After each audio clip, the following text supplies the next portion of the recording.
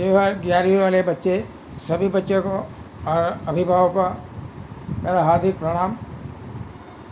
भारत की बातें में आज को paper number 8 video number 8 paper pattern revision के तौर पर आपका लेसन नंबर 2 है। उसमें से प्रश्नों का उत्तर जो विभाग डी में 3 मार्क का प्रश्न आता है, इसलिए इसको समझाने की मैं कोशिश कर रहा हूँ। परिभाषा आपको इंटरेस्ट नहीं है, फिर भी इंटरेस्ट लेकर उसको याद रखना होगा, क्योंकि एक परिभाषा का 3 मार्क्स है डी सेक्शन में, और 1-2 सवाल परिभाषा का आता ही आता है। तो आप एग्जाम्पल एक कम करना, लेकिन परिभाषा पहले कर लेना। तो आइए, सांख्यिकी के अध्ययन में वर्गीकरण की क्या आवश्यकता है? तो मोस्ट इम्पोर्टेंट प्रश्न है, सांख्यिकी के अध्ययन में वर्गीकरण की क्या आवश्यकता है? तो इसका रीज़न दिया हुआ 3-4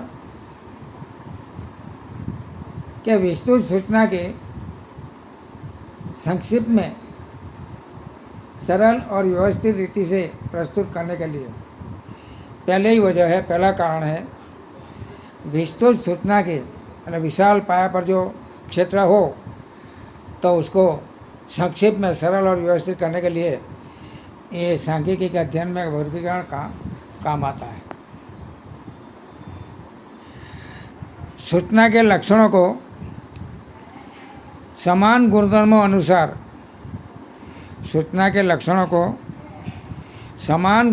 अनुसार क्रमबद्ध करके सरलता से तुलना करने के लिए, मतलब जितना भी सूचना प्राप्त होती है, ये सभी सूचना को भिन्न भिन्न वर्ग में डिवाइड करेंगे, अलग अलग करेंगे, और उस अनुसार उसको क्रमबद्ध करके तुलना करेंगे तो सरलता से उसकी तुलना हो सकती है। सूचना का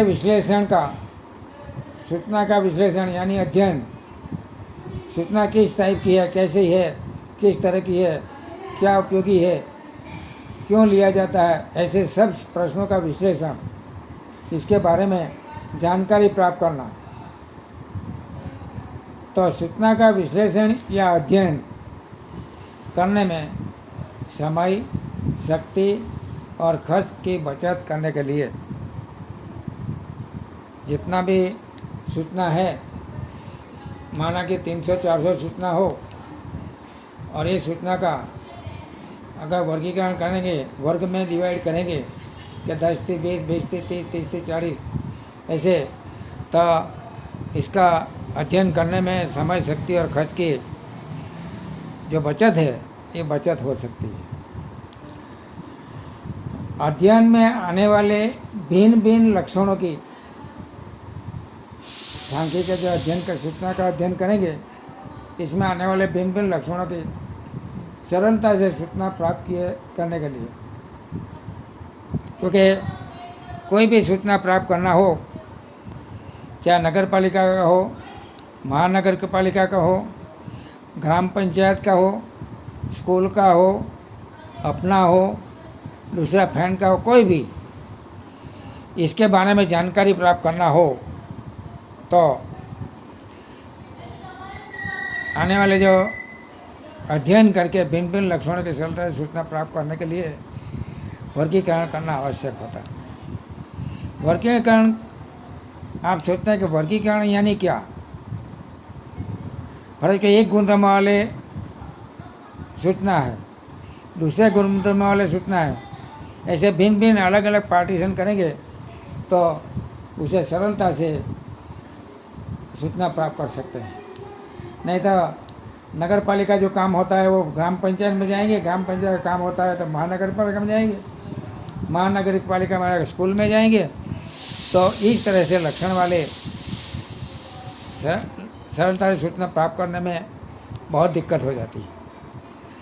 तो ये हुआ आपका 4 लक्षण, खास तौर पर आप याद कर लेना।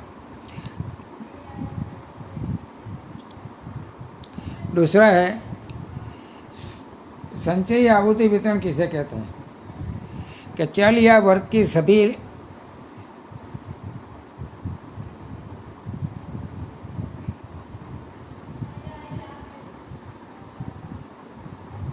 कीमत, चल या वर्ग की सभी कीमत और वर्गों की आवृत्ति का योग की संचयी आहुति कहते हैं। वर्ग की आवृत्ति जो है उसका योग करते हैं तो संचयी आहुति कहते हैं, और उनका वितरण संचयी वितरण कहते हैं।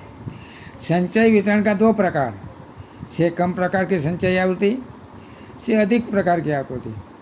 से कम प्रकार की आहुति कौन सी कहते हैं कि चल की कीमत या वर्गों की अधः सीमा, ऊर्ध्व सीमा बिंदु से कम मूल्य वाले अवलोकन की सभी कीमतों को वर्ग की आवृत्ति का योग से कम प्रकार की आहुति संचयी आहुति मिलती है। आपको पता है कि वर्गों का योग करते हैं आहुति का तो पहले 0 लिखते हैं, फिर बाद में 0 में बड़ी संख्या जोड़ते हैं, फिर इसमें दूसरी संख्या जोड़ते हैं, बराबर, इसलिए लिखा हुआ। से अधिक प्रकार की आहुति, चल की कीमत या दिए वर्ग के अधः सीमा बिंदु से अधिक मूल्य वाले अवलोकनों का कि सभी कीमतों या वर्गों की आहुतियों का योग से अधिक प्रकार की आहुति वितरण कहते हैं, संचयी आहुति वितरण कहते हैं। तो इस प्रकार के सवाल 3 मार्क का आते हैं, तो आप सभी सवाल याद कर लेना। विस्तृत प्रकार के कैसे लिखते हैं वो भी आपको मैं लिख के दे रहा हूँ, और इस तरह से तैयार करना। जय हिंद, जय भारत।